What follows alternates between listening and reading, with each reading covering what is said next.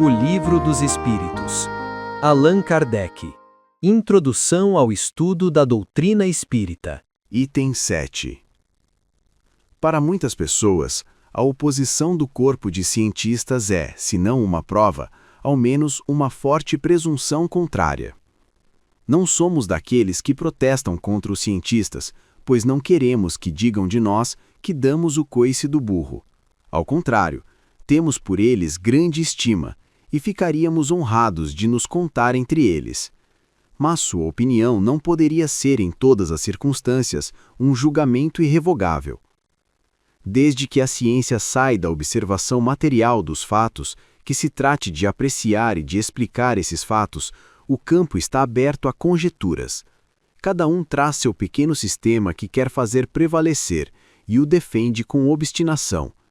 Não vemos todos os dias as opiniões mais divergentes sucessivamente preconizadas e rejeitadas? Há pouco tempo repelidas como erros absurdos, depois proclamadas como verdades incontestáveis? Os fatos, eis o verdadeiro critério de nossos julgamentos, o argumento sem réplica. Na ausência de fatos, a dúvida é a opinião do sábio. Para as coisas notórias, a opinião dos cientistas merece crédito com justa razão, porque eles sabem mais e melhor do que o vulgo. Mas em matéria de princípios novos, de coisas desconhecidas, sua maneira de ver é sempre apenas hipotética, porque eles não são mais do que outros isentos de preconceitos. Eu diria mesmo que o cientista tem talvez mais preconceitos do que qualquer outro, porque uma propensão natural o leva a subordinar tudo ao ponto de vista que aprofundou. O matemático não vê prova a não ser em uma demonstração algébrica. O químico relaciona tudo à ação dos elementos, etc. Todo homem que tem uma especialidade vincula a ela todas as suas ideias. Tire-o daí e, com frequência, ele desarrazoava, porque quer submeter tudo ao mesmo cadinho. É uma consequência da fraqueza humana.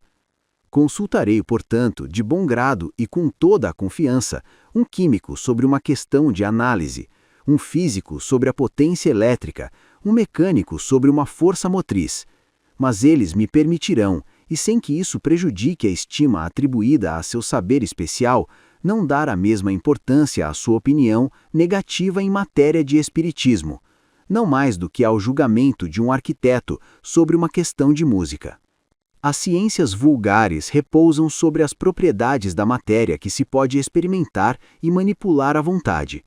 Os fenômenos espíritas repousam sobre a ação de inteligências que têm vontade própria e nos provam a cada instante que não estão sujeitas ao nosso capricho.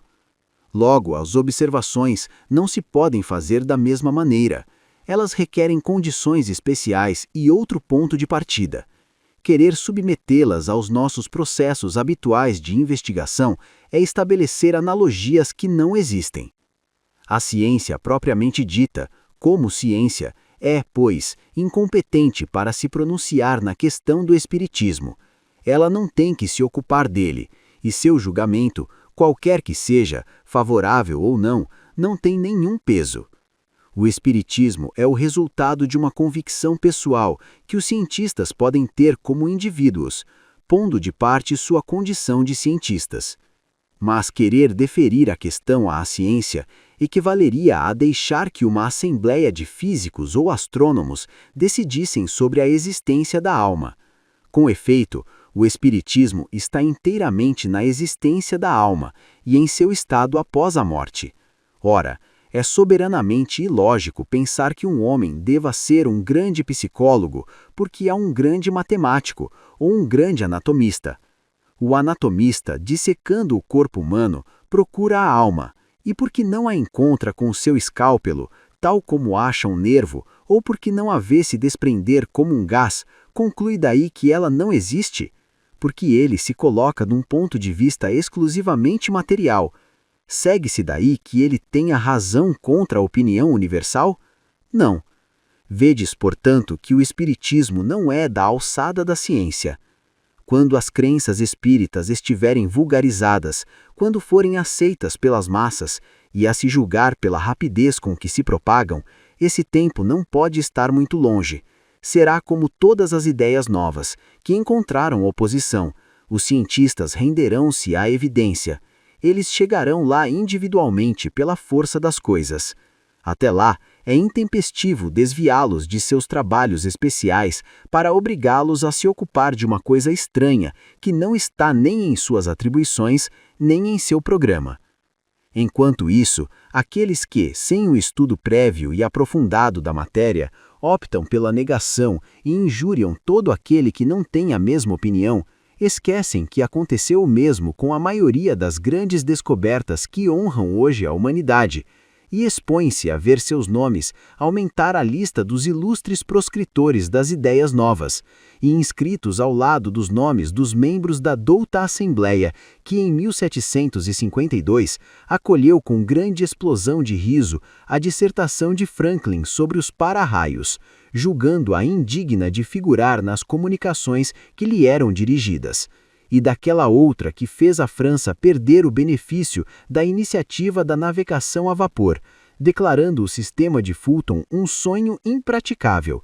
E, contudo, eram questões de sua alçada.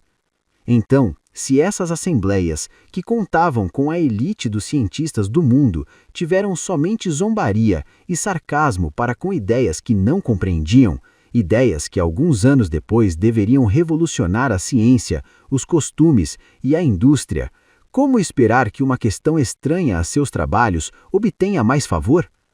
Esses erros de alguns, lamentáveis para sua memória, não podem tirar o mérito que a outros títulos conquistaram nossa estima, mas é preciso um diploma oficial para ter bom senso? Fora das cátedras acadêmicas, só existem tolos e imbecis?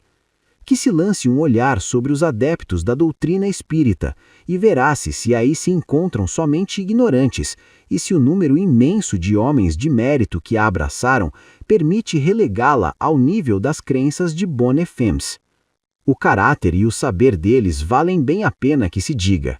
Se tais homens afirmam, é preciso ao menos que haja aí alguma coisa. Repetimos ainda que se os fatos que nos ocupam se tivessem restringido ao movimento mecânico dos corpos, a busca da causa física desse fenômeno entrava no domínio da ciência. Mas desde que se trata de uma manifestação fora das leis da humanidade, ela sai da competência da ciência material, pois não se pode explicar nem por números, nem por força mecânica. Quando surge um fato novo que não é da competência de nenhuma ciência conhecida, o cientista, para estudá-lo, deve fazer abstração de sua ciência e admitir que se trata de um estudo novo, que não pode ser feito com ideias preconcebidas. O homem que acredita infalível sua razão está bem próximo do erro. Aqueles mesmos que têm as ideias mais falsas se apoiam em sua razão, e é em virtude disso que rejeitam tudo o que lhes parece impossível. Os que outrora repeliram as admiráveis descobertas que hoje a humanidade se honra, faziam todos eles apelo a esse juiz para rejeitá-las. O que se chama razão quase sempre não é mais do que orgulho disfarçado, e todo aquele que se crê infalível se coloca como o igual de Deus.